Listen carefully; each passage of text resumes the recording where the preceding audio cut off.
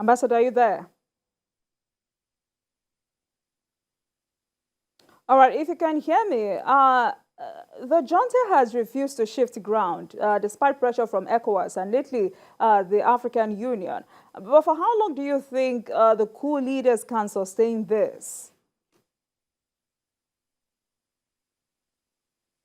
I don't think they will sustain it for much longer if the ECOWAS countries continue to mount the pressure that has been declared from their meeting on the 30th of July, and which was reiterated in the summit of 10th of August. Right now, the pressure of the sanction is biting hard on them. They are already complaining that there is no food, no medication.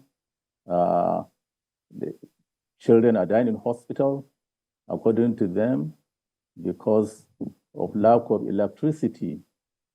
So this is what is making them even to start talking with the talking about dialogue, starting from the time the 14th Emir of Kano met them to the Islamic cleric, and then now General Abdul Salami Abubakar. But they are, as I've said, they have not shown any good faith yet that will show a sign that they are ready for dialogue.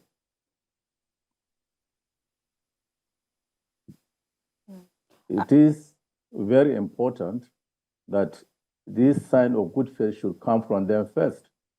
Otherwise, this sanction should go on incremental basis.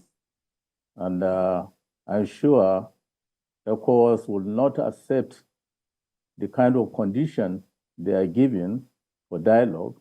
That is to accept that they are going to stay there for 3 years. That is simply unacceptable. I think that was, they are playing the same script that the coup juntas in that country did in 2010 when they overthrew the government of Tanja. They wanted to stay for 2 years, and ECOWAS refused. Eventually, they stayed for 1 year.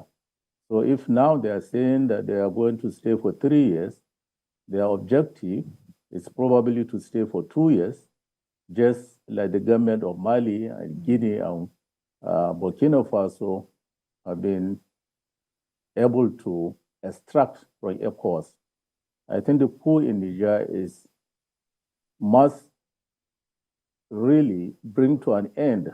All efforts should be made to bring to an end this trend of coups in ECOWAS.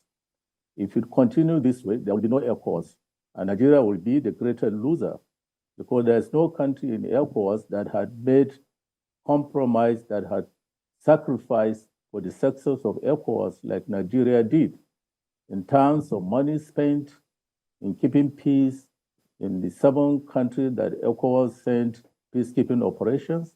We have so far lost over 1,000 men in ECOWAS peacekeeping operations.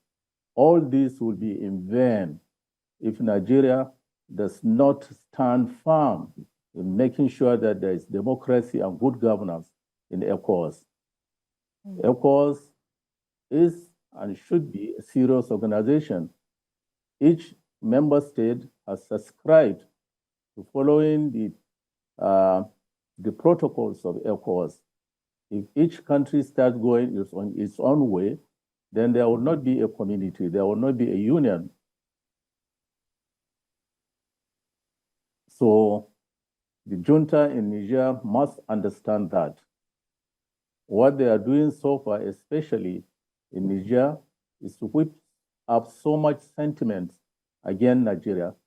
They have not realized that, or they refuse to realize that this is not Nigeria versus Niger, it's ECOWAS.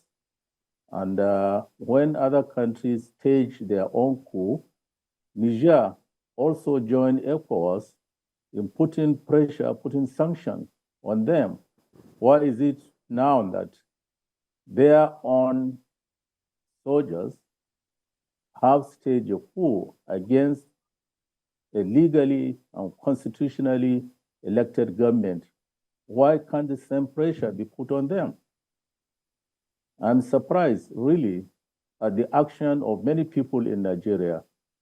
When you talk about making sure that these coup plotters are uprooted, and when we say we are going to use all the pressure, including the use of force, nobody is saying we have no territorial ambition against Niger. Nobody is saying that we are going to attack Niger. But these coup plotters must be uprooted by all means possible. And I think ECOWAS should still put on the table the use of cohesive diplomacy. Force and diplomacy are the same side of one coin. So there can't be effective diplomacy without the use of force. All right.